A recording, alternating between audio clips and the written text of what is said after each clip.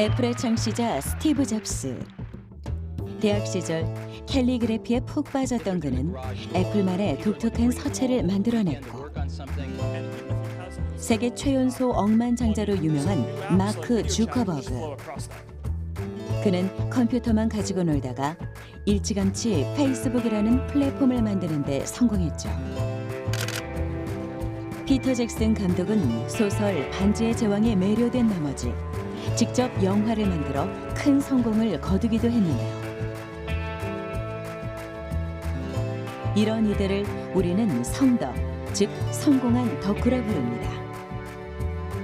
덕후라는 게 오덕후, 이렇게 일본말의 오타쿠를 한국 발음으로 얘기하는 거잖아요. 뭔가 자기 취미 생활을 하지만 사회성은 상당히 부족한 사람, 이렇게 부정적인 의미가 많았어요. 지금은 그것보다는 훨씬 더 자기가 정말 원하는 것들을 취미 생활을 하고 거의 전문가 이상으로 어떤 일에 몰두해가지고 지식을 갖추고 활동할 수 있는 사람, 이렇게 긍정적인 의미로 바뀌었습니다. 자신이 좋아하는 일을 동력 삼아 하나의 목표를 세우고 그것을 위해 놀라운 성취를 이루고 있는 덕후들. 최근 이런 덕후들이 점점 늘어나고 새로운 문화 주체로 주목받고 있는 이유가 뭘까요? 또 변화하는 시대, 새로운 성공의 조건으로 덕후가 손꼽히는 이유가 무엇인지 지금부터 그 비밀을 탐구해 보도록 하겠습니다.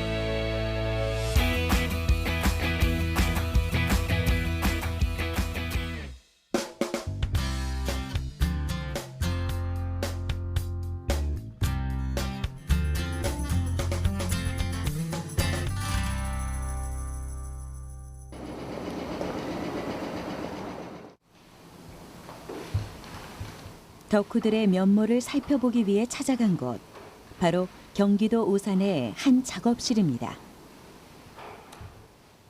무언가를 만드느라 온 신경을 쏟고 있는 이명균 씨. 포크레인이나 트레인 같은 중장비들을 그 모형 그대로 축소시킨 우든 칼을 만들고 있는 건데요. 투박한 나무로 부품 하나, 세밀한 움직임까지 구현해낸 걸 보니 무척 놀라운데요. 명균 씨는 어쩌다 이런 중장비 우든 칼을 만들게 된 걸까요? 중장비를 만들어야 되겠다. 물론 뭐 그 이전에 제가 목공으로 취미 생활을 조금 했죠. 이제 기계 한두 개씩 준비하면서 나무로 만들 수 있는 여러 가지 소품들도 만들어 봤는데 일상생활에 쓰는 소품들은 누구나 다 만들어요. 그렇지만 자, 어차피 취미생활 뭘 하든 간에 내가 이 분야에 최고가 돼야 되겠다라는 생각을 하게 되더라고요. 그래서 그러면 내가 잘할 수 있는 게 뭘까? 나는 우든카, 중장비를 하면 잘하겠다. 다른 사람들보다는 내가 유리하다. 판단이 섰기 때문에 또 많이 다른 사람들보다 더 많은 시간을 투자하고 노력했죠. 8년 전 우연히 나무로 생활용품을 만들기 시작했다는 명균 씨. 목공일이 차츰 손에 익기 시작하자 새로운 시도를 하게 됐다는데요. 중장비 기사로 일해온 자신의 직업적 경험을 살려 중장비 모형의 우등칼을 만들기 시작한 겁니다.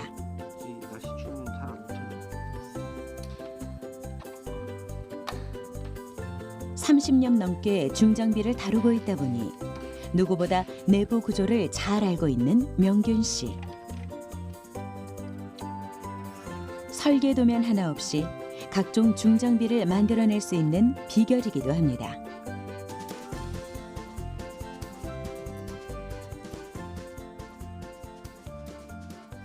여기 한번 와서 보세요. 이거 다 제가 만든 건데 좀 많죠?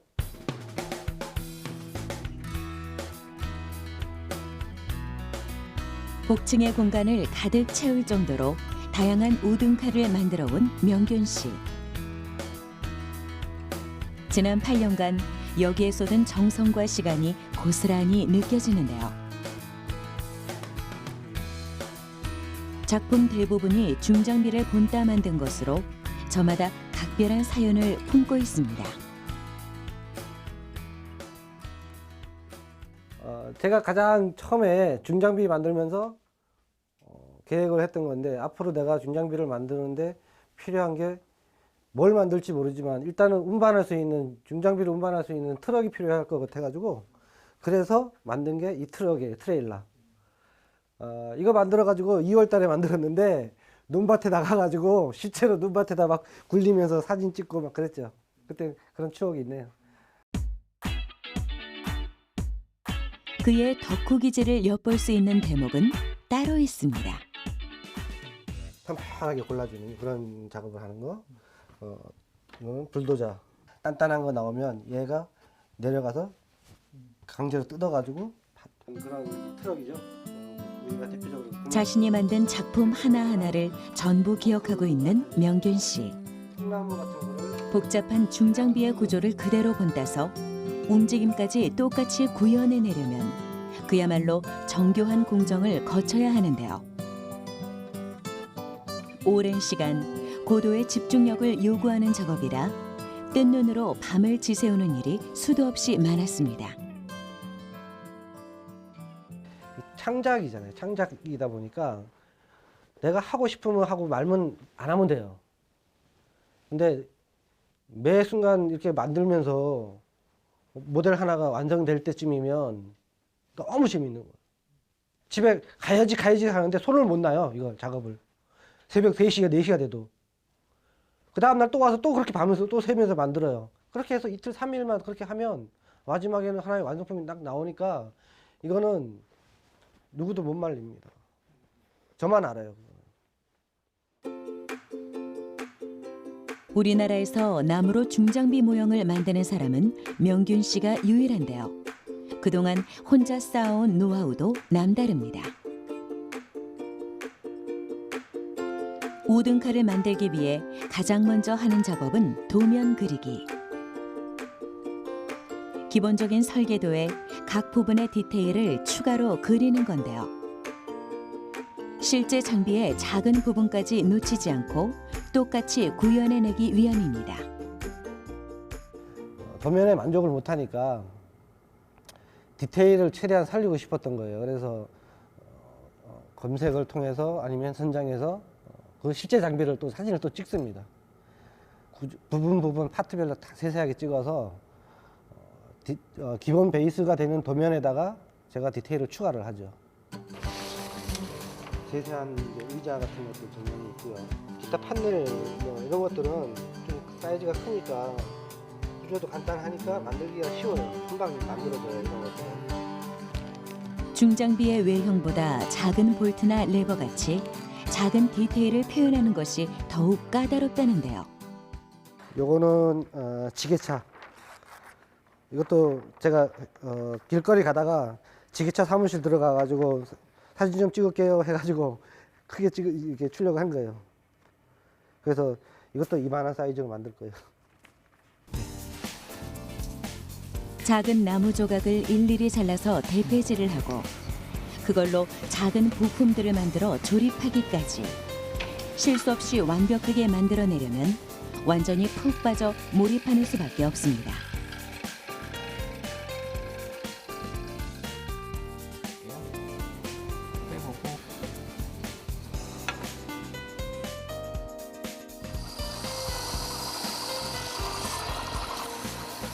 생계를 위한 직업이 아닌 취미 생활로 시작한 목공일에 명균 씨는 왜 이렇게 열정을 쏟고 있는 걸까요?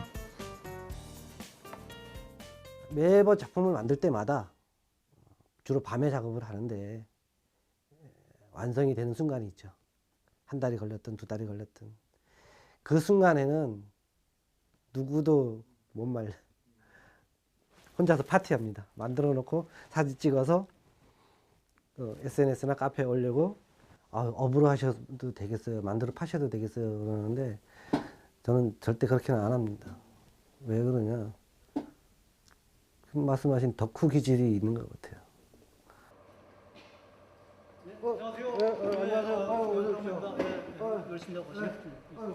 명균 씨와 같이 목공에 푹 빠져 있는 동지들이 있습니다. 대박이다, 대박.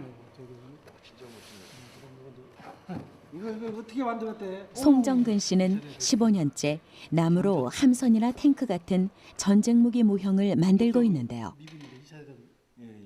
참전 막 초기에 내가 무려 10개월에 걸쳐 완성한 작품들인 만큼 완성도가 상당합니다.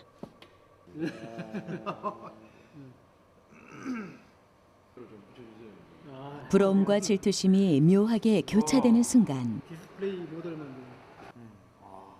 자신이 좋아서 선택한 일인 만큼 이 분야에서 최고가 되고 싶은 것이 솔직한 마음인 것이죠. 이건 은행나무고. 메이플. 다른 사람이 높은 퀄리티의 작품을 만들어낼 때마다 이를 뛰어넘고 싶은 열정이 들끓습니다. 박아서 좀 튼튼하죠. 잘라버려. 사실 무한궤도 탱크밖에 있잖아요. 이거 사실 국내에서 제가 이러걸랑요. 근데 이거 제가 포크레인 만들고 뭐 하다가 보니까 나중에 우리 선생님이 이거 만든다고 만드신 거야. 근데 내가 만든 거는 저리 가라 할 정도로. 이 궤도는 한 달 만들었나? 이건 자존심 싸움이에요. 어떻게 하면 내가 최고가 돼야 되는데 나보다 더 잘 만든 사람이 딱 나타나잖아요. 그러면 열등감 느끼잖아요. 나도 만들어야 되는데 저거보다 더 잘 만들어야 되는데 속으로는 사실 세밀하게 다 구석구석 보고 똑같이 만들고 싶은 욕심이 생겨요. 도면에다가 이 모델 검색해가지고 동호회를 통해 같은 취미를 가진 사람들과 만나다 보면 작품을 더 열심히 만들어야겠다는 자극을 얻게 된다는데요.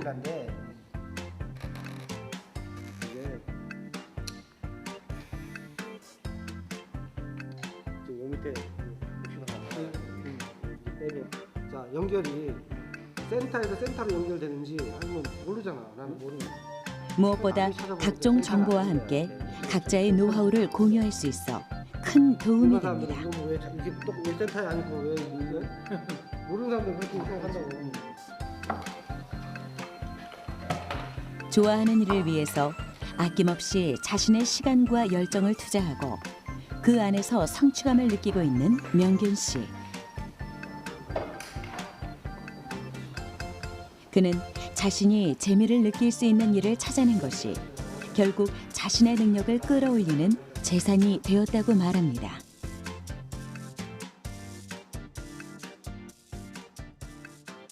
내가 가진 능력을 본인이 모르는 거야. 근데 재미있는 거, 내가 관심이 있는 거를 찾아내서 열심히 하고 진짜 한다면 덕후가 될 수 있다고 생각해요. 그리고 덕후? 많아야죠. 많아야 돼요, 덕후는. 그만큼 한 분야에 매진하고 몰두해가지고 성과를 이룬 사람들, 그런 사람들을 덕후라고 부르잖아요. 그런 사람들이 많아지면 아트, 작가, 뭐 분야별로 기술이 발전하고 산업이 발전하는 거죠.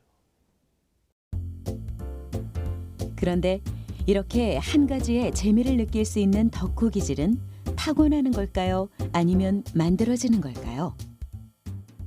일반적으로 사람의 기본적인 성격 특성을 코스터와 맥크레이라고 하는 심리학자가 5가지로 얘기를 했습니다. 그 중에 이제 한 가지가 경험에 대한 개방성이라는 게 있거든요. 새로운 경험을 우리가 추구할 때 그것을 얼마나 잘 받아들이냐의 문제인데, 개방성이 높은 사람들은 자기가 정말 좋아하는 일을 찾아서 하고 몰두하는 그런 경향이 있고, 자기가 스스로 선택을 하고 거기서 뭔가 기쁨을 발견하는 그런 특성이 있다는 것입니다. 많은 경우 이제 사람들은 어떤 사람들의 기질이라고 하는 것이 그 사람의 행동에 많은 영향을 미치지만, 때에 따라서는 어떤 학습에 따라서도 그런 그 성격 자체를 일부 훈련을 통해서 더 바꿀 수도 있습니다.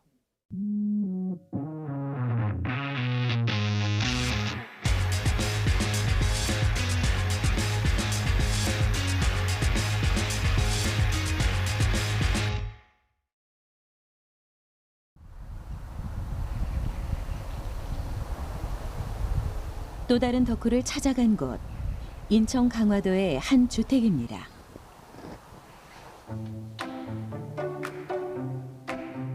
최근 이곳에 터를 잡은 후 본격적으로 천문학에 관한 글을 쓰기 시작했다는 이광식 작가. 알고 보면 아무도 못 말리는 우주 덕후라는데요. 매일 아침을 우주 관련 외신을 살펴보는 것으로 시작해 각종 천문학 서적과 천체 자료들에 파묻혀 지내기 일쑤입니다. 저녁에 이제 개 데리고 산책을 하다가 해가 지는 것만 봐도 나는 보통 사람은 해가 지네 이렇게 생각하겠지만 지구가 참 빨리 자전하는구나. 지금 반대로 지금 지구가 돌고 있다는 뜻이거든요. 해는 그 자리에 또 그런 생각을 한다든가. 또 햇빛이 얼굴에 비치면 햇빛이 저게 해까지 거리가 1억 5천만 킬로인데 저게 1억 5천만 킬로나 달려와서 저 빛 알갱이들이 내 얼굴을 따뜻하게 해주는구나. 뭐 주로 그런 식으로 자꾸 생각이 돼요. 그럴 때 내가 우주 덕후인가 보다 일종의 매니아죠. 예, 그런 생각을 하기도 합니다. 초등학교 때부터 유난히 별 보기를 좋아했다는 이광식 작가. 이제는 어느 위치에 어느 별자리가 있고 그 특성이 무엇인지 척척 설명할 수 있을 만큼 우주와 천체에 대한 해박한 지식을 가졌습니다. 이제 점점 밤이 깊어가면은 이제 오리온 자리가 떠오릅니다. 오리온 자리가 쭉 이제 올라옵니다. 이것이 이 베텔게우스도 1등성이고 리겔도 이게 1등성이거든요. 이게 북반구에서 1등성 두 개이 갖고 있는 유일한 별자리가 오리온 자리라서 이게 오리온 자리가 별자리 왕자라 그러거든요. 월출은 난 12시 40분. 이광식 작가의 중요한 일과 중 하나는 바로 당일 관측할 수 있는 은하를 확인하고 일몰과 월출 등을 체크하는 것.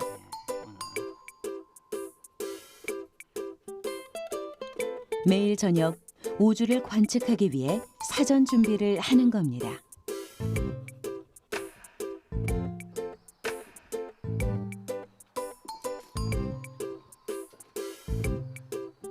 이곳은 이광식 작가가 손수 만든 원두막 천문대.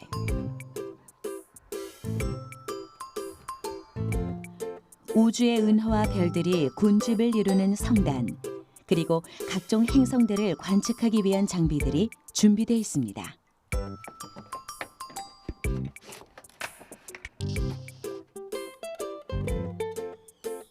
조금이라도 우주를 더 잘 관측하기 위해 특별히 마련한 장소라고 하죠. 네, 제가 처음 12인치 덥소니안을 가지고 이 밑에 베란다에서 했거든요. 근데 보시다시피 그 집이 가리고 주변에 나무들이 가려서 하늘이 잘 안 보였어요. 너무 가깝증이 나가지고 이걸 높이자 해서 이걸 철골로 이렇게 옮기게 됐습니다. 그래서 거울은 뭐 이게 거의 다 잘 보여가지고 이름도 원두막 천문대라 이러셔가지고 제 개인 관측소로 그렇게 이용하고 있는데 아주 만족하고 있습니다. 이렇게 이제 미세 조정으로 가운데로 딱 집어넣는 거예요. 이제 본격적으로 우주에 푹 빠져들 시간. 먼저 망원경 렌즈로 북극성의 위치를 찾아 0점을 잡습니다. 그리고 그날 볼 수 있는 은하와 성단을 찾아서 관측하는 건데요. 장비를 잘 다룰 줄 알아야 보다 정확한 관측이 가능하기 때문에 작동 방법과 구조 원리부터 발명의 역사까지 꿰고 있습니다. 예, 그 망원경이 워낙 두 종류가 있거든요.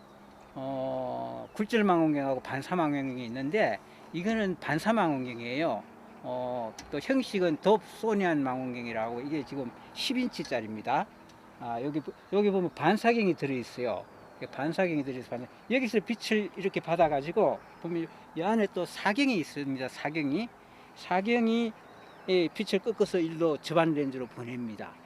그래서 이 형식은 반사 망원경. 뉴턴이 발명한 거예요. 드디어 일몰과 함께 어둠이 내려앉은 시간. 찾기가 쉬워요. 이걸로 먼저 찾아가지고 십자선 안에 넣은 다음에 그 다음에 이제 접안 렌즈로 이렇게 봐서 발밑만 보지 말고 눈을 들어 별을 보라. 호기심을 가져라. 이렇게 얘기를 한 적도 있는데. 성단을 이루고 있는 별들이 어떤 모양으로 흩어져 있는지 하나하나 기록하는 이광식 작가. 이렇게 메모도 해요. 이렇게 그리기도 해요. 겨울밤의 추위도 잊은 지 오래입니다. 우주라는 것은 무엇인지 그건 잘 모르겠어요, 아직까지. 예, 저는 이 존재도 모르겠고 어떨 때는 이게 우주도 꿈 같기도 하고, 인도 속담에 그런 말도 있습니다. 우주는 신이 꾸는 꿈이다, 이런 얘기도 있는데, 그런데 우리는 어쨌든 이 우주에서 태어나서 살고 있기 때문에 이 우주가 참 신비롭고 경이로운 장소거든요. 이런 신비와 경이를 모르고 그냥 죽는다면 참 억울할 것 같다. 그래서 늘 제가 우주를 공부하고 사색하고 하는 이유이기도 합니다. 손에 닿지 않는 광활한 우주만 바라보고 사는 것이 다른 사람들에겐 쓸데없는 일로 비춰질 수도 있죠. 하지만 이광식 작가에게 우주 관측은 세상과 자연의 이치를 이해하고 인간의 존재를 알아가는 여정 그 자체입니다. 특히 평생 출판업에 몸담았던 그는 우주 관측을 통해 또 다른 꿈을 꾸고 있습니다. 그동안 자신이 관측해온 기록들과 연구해온 지식을 바탕으로 천문학에 관련된 책을 쓰고 있는 건데요.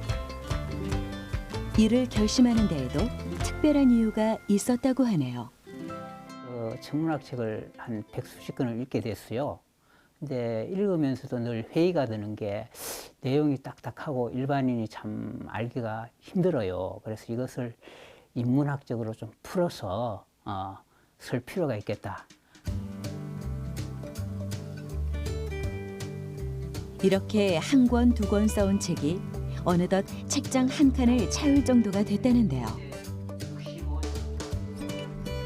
더 많은 사람들이 천문학에 대한 관심을 가질 수 있도록 우주 덕후로서 좋은 길잡이가 되어주고 있습니다. 자신이 좋아하는 것을 끊임없이 탐구하고 그를 통해 얻은 전문 지식을 세상과 공유하는 것. 우주 덕후로 살아가면서 발견한 또 다른 기쁨인 것이죠. 사람에 따라서는 뭐 우주를 안다고 돈이 생기냐 밥이 생기냐 이런 사람들이 있어요. 근데 사실 우주는 우리가 사는 동네나 마찬가지거든요. 이 우리를 둘러싸고 있는 이 광대한 이 우주는 인간이 못지않게 경탄할 만한 곳이다. 이 넓은 세계에 대한 그 기원과 숙명을 이해하지 못하고는 제대로 된 삶을 살 수가 없다. 이런 얘기를 했어요. 저는 그렇게 믿습니다. 우주를 아는 것이 자신을 아는 것이고 세계를 보는, 세상을 보는 안목을 가져다 줄 뿐만 아니라, 그리고 또 자기 삶을 이 우주에 놓여진 이 자기 삶을 어떻게 살아야 할 것인가 하는 삶의 지혜를 저는 충분히 얻는다. 불광불급. 어느 한 가지에 미치지 않고선 성공할 수 없다는 뜻의 사자성어죠. 이 말을 곱씹어 보면 덕후에 몰입하는 기질과 끊임없는 탐구 정신, 그리고 포기를 모르는 근성을 느낄 수 있는데요. 바로 이런 면이 최근 우리가 덕후들을 왜 주목해야 하는지 그 이유를 설명해 주는 것 아닐까요? 소위 덕후들이 하는 활동이나 이런 것들이 거의 전문가급 수준이기 때문에 특히 이제 디지털 시대에 SNS라든지 인터넷의 발달로 상당히 이분들의 어떤 재능이나 활동이나 이런 것이 많은 사람과 공유되는 것이 특징인 것 같고요. 자기를 표현하고 그다음에 어떤 자기가 중요한 것들을 추구하고 이런 방향으로 확장되고 있는 것 같습니다. 어떤 한 가지 일에 푹 빠져서 자신의 시간과 열정을 아낌없이 쏟아붓는 덕후들. 돈이나 명예를 위한 것이 아니라 오로지 자기 만족을 위한 목표를 세우고 그것을 성취해 나가는 모습에서 덕후의 힘을 느낄 수 있었는데요. 지금부터는 덕후 기질이 새로운 시대, 성공의 조건으로 손꼽히는 이유에 대해서 짚어보도록 하겠습니다.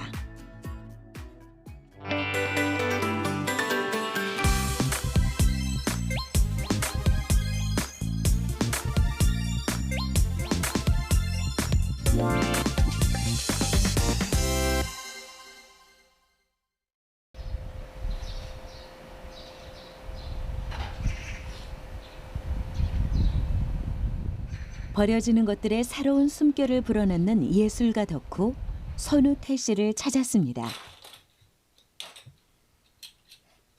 그의 덕질이 향해 있는 건 다름 아닌 병뚜껑.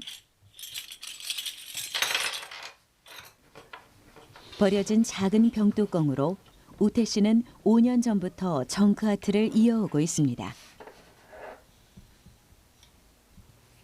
한눈에 보기에도 많은 정성이 들어갔을 듯한 이 작품들은 오로지 우태 씨의 두 손만으로 만든 결과물인데요. 그는 어쩌다 병뚜껑 덕후가 됐을까요? 새로운 취미를 찾던 도중에 돈이 안 드는 취미가 무엇이 있을까라는 고민을 하던 중에 책상 위에 병뚜껑이 한 10개 정도 있더라고요. 그래서 이번에 좀 색다른 걸 한번 만들어 보자 해서 이제 시작을 한 게 지금 이제 5년 차가 됐습니다. 지금까지 그가 작품을 위해 사용한 병뚜껑 개수만 3,000여 개 이상. 쓸모없어 버려지던 폐기물을 예술 작품으로 승화시킨 겁니다.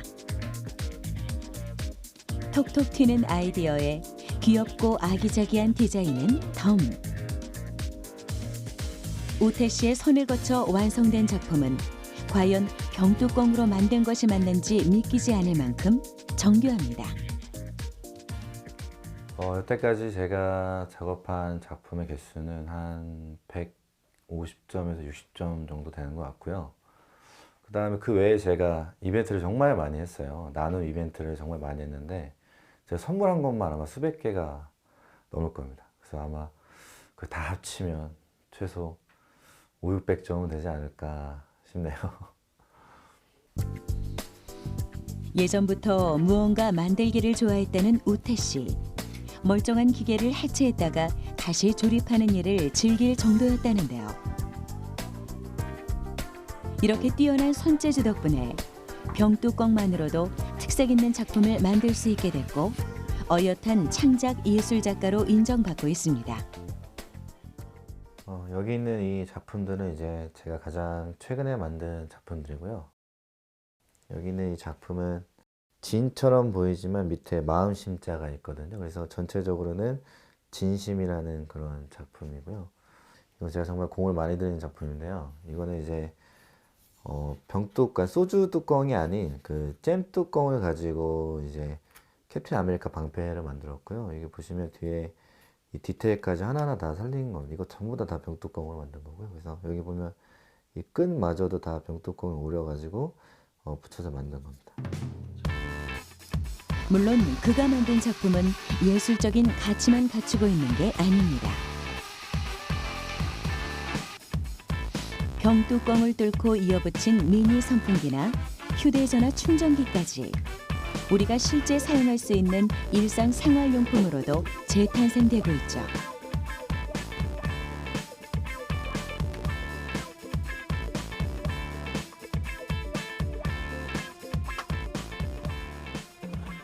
이 병뚜껑이 제가 3년간 모은 병뚜껑입니다.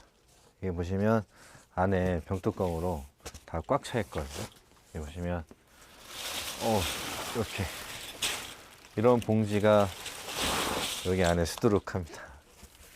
개수는 한 세어보진 않았지만 한 2만 개 정도는 되지 않을까 싶어요. 작품의 주 재료가 작은 병뚜껑이니만큼 작품에 필요한 병뚜껑의 수도 만만치 않습니다. 지난 3년간 시간이 날 때마다 조금씩 모으다 보니 이젠 살 수 없을 만큼 쌓였는데요.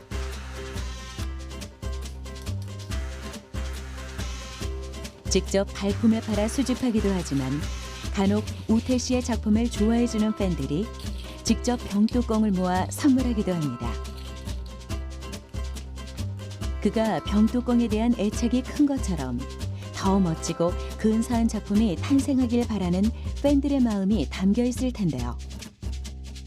우태 씨가 병뚜껑 아트에서 손을 놓을 수 없는 이유입니다. 제가 뚜껑이 워낙 많이 필요하다 보니까 제가 이제 공급하는 데 있어서 한계가 있거든요. 그래서 이제 제가 SNS에 좀 혹시 모아서 보내주실 분들이 없느냐라고 제가 이제 부탁을 드렸었는데 상당히 많은 분들이 뚜껑을 보내주시더라고요. 그래서 이렇게 정기적으로 많게는 뭐 몇천 개, 뭐 적게는 뭐 수십 개 이렇게 모아서 이렇게 저에게 다 보내줍니다. 이렇게 준비된 병뚜껑은 바로 사용하지 않고 반드시 살척 작업을 거쳐야 합니다.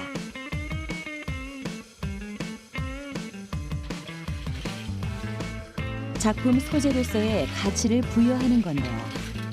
행여 묻어있을 이물질을 제거하고 모양이 파손된 병뚜껑을 골라내는 과정입니다. 세척을 하는데도 덕후만의 방식이 있는데요. 뜨거운 물에 10분 정도를 불린 후 찬물과 세척제를 번갈아 씻기는 방식으로 총 4단계를 거쳐야 끝이 나죠. 이렇게 깨끗이 씻은 병뚜껑은 어떤 과정을 거쳐 예술 작품으로 재탄생될까요? 먼저 병뚜껑 끝부분을 고르게 핍니다. 이후 글자를 또렷하게 표현하기 위해 병뚜껑의 날카로운 부분을 평평하게 갈아내야 하는데요. 샤포질을 함으로써 표면을 매끈하게 해주면 작품을 만들었을 때 글자가 되게 또렷하고 보기 좋아요. 그래서 이렇게 샤포질을 하고 있습니다. 병뚜껑 끝표면이 매끄럽지 않으면 글자는 특히 모양을 분별하기 쉽지 않습니다. 때문에 완성도를 위해 반드시 거쳐야 하는 작업이죠.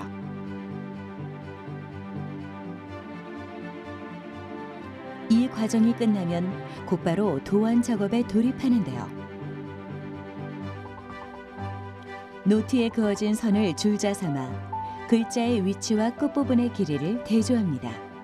그리고 어떤 형태로 끝부분을 구부릴지 시작점과 끝점, 그리고 모양을 잡아주는데요. 드디어 완성된 도안.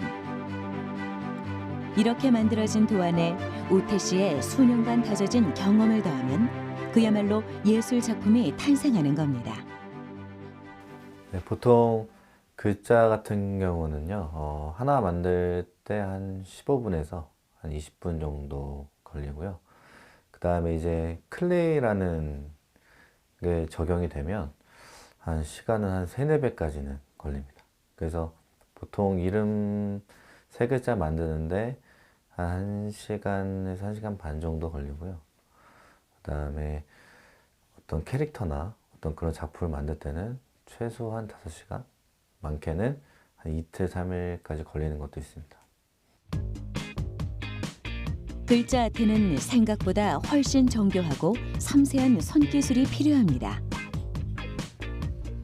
도안 그대로 글자를 만들려면 얇은 핀셋 하나에 온 정신을 집중시켜야 하는데요. 간혹 글자가 이어지지 않는 구간이나 벌어지는 부분은 접착풀을 이용해 이어붙이며 보다 세밀하게 완성해 가는데요. 조금 더디고 꽤 오래 걸리더라도 꼼꼼하게 작업하는 것이 우태 씨의 작업 방식이죠. 한 글자를 완성했지만 여기서 긴장을 놓을 수 없습니다. 완성된 첫 글자에 맞춰 높이와 크기, 위치 등 작품의 비율을 일일이 맞춰줘야 하기 때문입니다. 이렇게 대조하면서 하는 이유는 전체적인 글자의 비율을 맞추기 위해서 이제 하나하나 대보면서 두 글자가 조화가 이루는지 확인하는 과정입니다. 그래서 한 번 휘고 또 대조하고, 다음에 또 한 번 휘고 다시 대서 대조한 다음에 두 글자가 비율이 맞는지. 이렇게 오랜 시간과 고도의 집중력이 필요한 병뚜껑 아트. 조금씩 작품의 형태가 나타나기 시작하는데요. 여기에 클레이 점토를 이용해 색을 입히는 과정까지 거치면 비로소 작품이 완성됩니다. 문구를 만드는 간단한 작업같이 보이지만 그 안에는 꽤 많은 노력과 섬세한 손기술이 필요하다는 사실을 알았는데요. 우연한 계기를 통해 취미로 시작한 일이 덕질로 이어지고 삶의 낙이 되어버린 지금. 병뚜껑 아트는 오태 씨가 세상과 소통하는 하나의 창구가 되고 있습니다. 제가 만들어서 올린 그 작품 사진이 제가 모르는 누군가에게 배경화면이 됐을 때 그때 되게 뿌듯하더라고요. 그래서 이게 정말 내가 모르는 분들까지도 퍼질 수도 있구나. 앞으로 더 멋진 작품 많이 만들어야겠구나. 뭐 그런 생각 들고요. 누군가는 쓸데없는 일이라 무시할 수 있습니다. 또 누군가는 시간을 낭비하는 어리석은 사람으로 생각할 수 있죠. 하지만 이들을 바라보며 우리가 느낀 건 어떤 대상에 몰두하는 힘, 그리고 그들이 무엇인가를 창조해내는 성취감이 우리들의 삶까지 긍정적으로 변화시키고 있다는 겁니다. 어떤 일에 정말 자기가 몰입을 했을 때 훨씬 삶의 만족도가 높고 행복감도 증진된다는 많은 결과들이 일관적으로 나타났습니다. 근데 이제 이게 몰입을 하려면 어떻게 해야 되느냐, 그게 중요한데, 뭔가 자율적으로 어떤 일을 할 때는 사람들이 훨씬 더 그 만족감이 높아진다는 거가 일반적인 결과고요. 두 번째는 자기가 어떤 목적성을 분명히 가지고 그 목적을 추구하는 과정에서 성취감을 얻을 수 있다는 겁니다.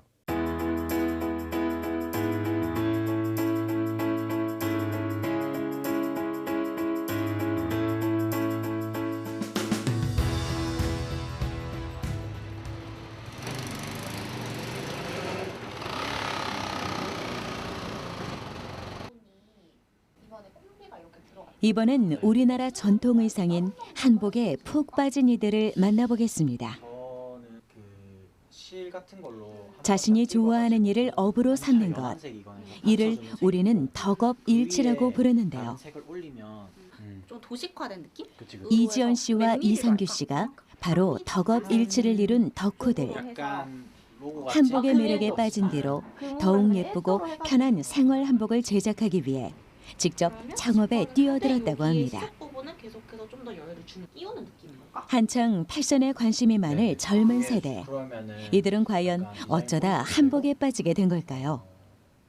어떤 분께서 이제 뭔가 친구들이랑 기념을 하기 위해서 한복을 입고 창덕궁에 나들이를 가신 사진을 올렸는데 그게 너무 예뻐 보이는 거예요. 그러면 나도 이제 대학교 4학년이고 곧 취업하기 전이니까 뭔가를 기념하기 위해서 한복을 입고 어디를 가봐도 좋지 않을까? 라고 생각을 하게 돼서 처음 한복을 사게 됐어요. 저는 약간 옷이 몸에 딱 붙는 거를 안 좋아해요. 어릴 때부터 망토 이런 걸 좋아했고, 근데 살면서 사실 그런 옷을 입을 기회가 없잖아요. 그럼 나도 이제 한복이라는 걸 한번 입어볼까? 이런 생각이 든 거예요, 그때.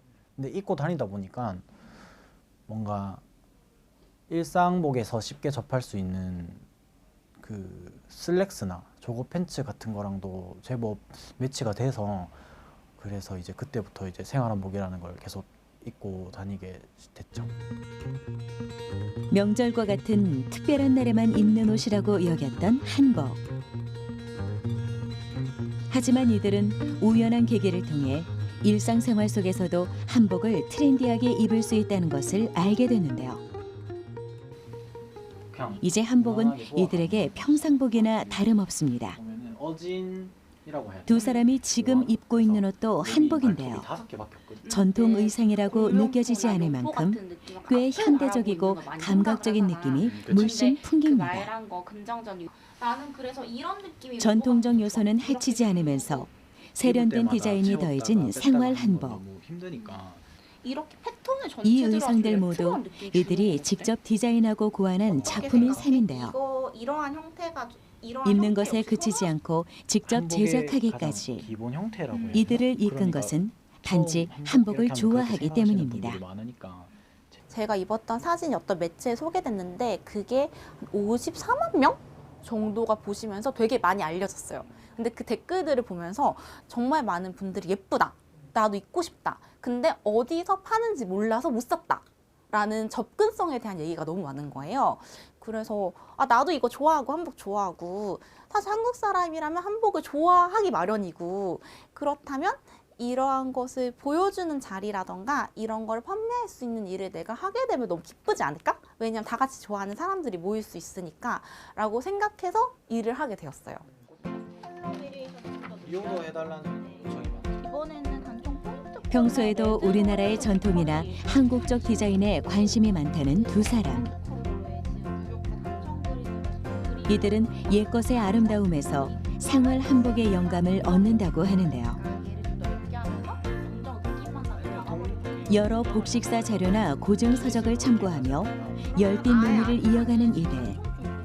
중점적으로 들어가요. 비록 의상 관련 전공자는 아니지만 생활 한복에 대한 열정만큼은 절대 뒤지지 않습니다.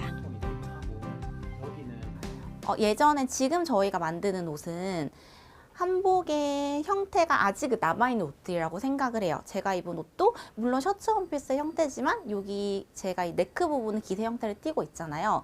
그런데 이걸 어떻게 하면 이러한 형태조차도 더 현대적으로 느껴지면서 또 한국적일 수 있을까? 하지만 너무 한복의 형태를 띠면 접근하기 어려울 수가 있으니까 그러한 포인트를 어떻게 넣어보자라는 거에 대한 고민을 많이 하고 있어요. 옛것은 고리타분하고 촌스럽다는 편견을 깨고자 늘 새로운 디자인에 도전하는 이지연 씨. 한복의 깃이나 저고리 형태의 상의 등 대부분 한복 고유의 아름다움을 해치지 않는 디자인입니다. 이 안에 원피스, 셔츠, 재킷과 같은 형태를 살리고 단청이나 무궁화, 조선 호랑이 등과 같은 한국적 디자인을 자연스럽게 접목시키고 있죠. 이들이 만든 옷이 전통적이면서도 감각적인 느낌을 자아내는 이유입니다.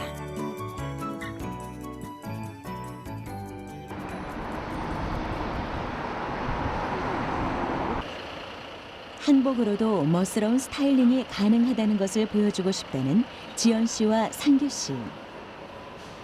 의상 제작에 있어 작은 부분 하나까지도 꼼꼼히 확인하는데요. 완전 예쁘다. 내가 원하던 대로 나왔어. 오늘은 새롭게 디자인한 옷을 점검하기 위해 샘플실을 찾았습니다. 원래 패턴 모델.